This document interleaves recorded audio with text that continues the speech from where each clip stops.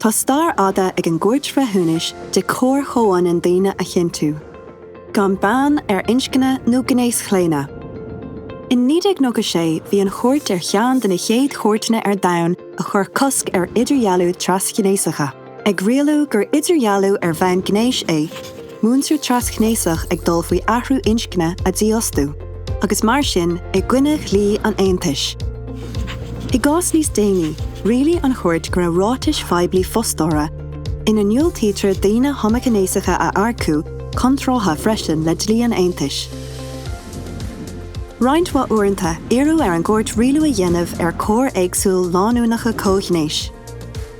Chin an Chúirt, sa chás go bhfuil sochar áirithe, áil sochar teiligh, pinsin nó léitheanta saoire, a chumad tar go heisíocht de láúnacha pósta gur idirghealú é seo láúnacha cóghnéis atá ggóhmhórtaíocht chláirithe atá ina chomparáide le pósa.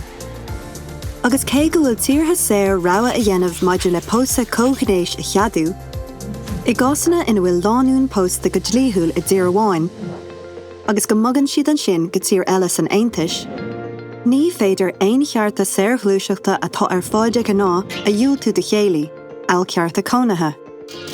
Tuis gur láún den chnéas céine iad. Ní de théaránnig an aontais amháin a archamatar an chosaint seo idirghealú.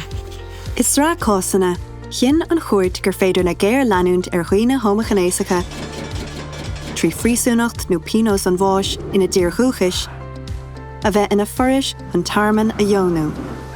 Trí chásanna mar seo, chuidigh an Chúirt Bhreithiúnais cearta a dheonítar le dlí an aontais a chosaint. Ceartas chomhionann a ráthú de chách, gan beann inscne nó gnéaschlaonadh.